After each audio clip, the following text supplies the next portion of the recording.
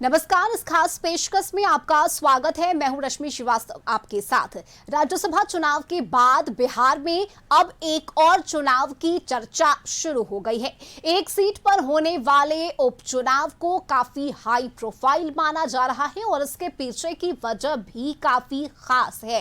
इस एक सीट को लेकर काफी रणनीति और समीकरण भी बनाए जा रहे हैं। ऐसे में विपक्ष की तरफ से क्या दावे किए जा रहे हैं और मुख्यमंत्री सबराज चौधरी को क्या साबित करना है, इस रिपोर्ट से समझिए। विधानसभा क्षेत्र में फिर सियासी सरगर्मी तेज है। वजह है यहां 30 जुलाई को होने वाला विधानसभा उपचुनाव। ये वही विधानसभा क्षेत्र है जहां बिहार विधानसभा भवन है, पटना जंक्शन है, विधायकों का आवास है और तमाम मंत्रियों के बंगले हैं। यानी बिहार की सत्ता का केंद्र इसी विधानसभा क्षेत्र में आता है।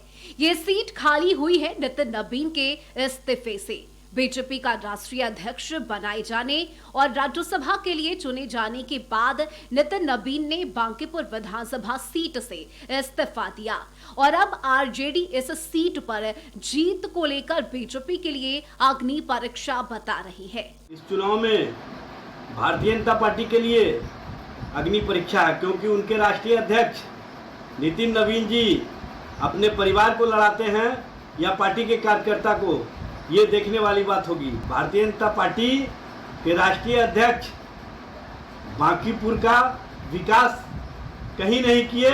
अगर विकास किए होते तो बांकीपुर विधानसभा क्षेत्र में विकास के आयाम दिखते, विकास के काम दिखते, लेकिन वो दिखते नहीं हैं। बांकीपुर विधानसभा सीट का गठन 2008 के परिसीमन के बाद हुआ।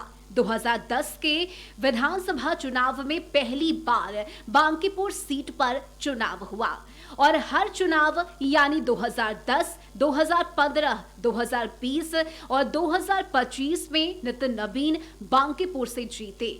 2008 से पहले ये सीट पटना पश्चिम विधानसभा क्षेत्र का हिस्सा थी, जहां से नितिन नवीन के पिता नवीन किशोर प्रसाद सिन्हा विधायक रह चुके हैं।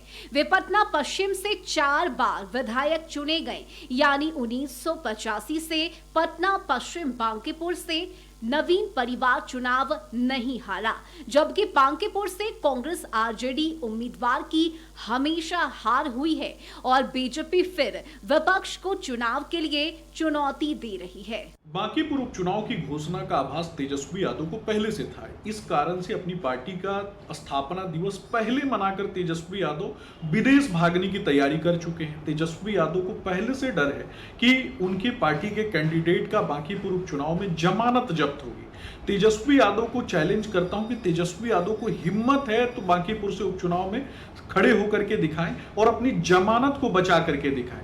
जिस तरीके से फर्जी बयानबाजी प्रेस के माध्यम से तेजस्वी करते हैं, उसकी कलई और पोल बांकीपुर उपचुनाव में जनता उनकी पार्टी की जमानत जब्त करवा के कराए। उपचुनाव के ऐलान के बाद अब चर्चा है उम्मीदवारों के नाम पर। जीत की गारंटी मानी जाने वाली सीट पर बीजेपी से कई दावेदार है, वहीं विपक्ष की तरफ से कांग्रेस और आरजेडी उम्मीदवार चुनौती देते आए हैं।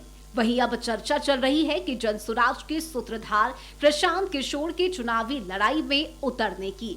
हालांकि अभी ये तय नहीं हुआ है मुकाबला किनके बीच होगा, इसके लिए थोड़ा इंतजार करना होगा। चुनाव की अधिसूचना 6 जुलाई को जारी होगी और 13 जुलाई तक नामांकन पत्र दाखिल किया जा सकेगा। 14 जुलाई को उपचुनाव के लिए नामांकन पत्रों की जांच होगी और 30 जुलाई को वोटिंग होगी, जबकि 3 अगस्त को वोटों की गिनती होगी। ब्यूरो रिपोर्ट, कशिश न्यूज।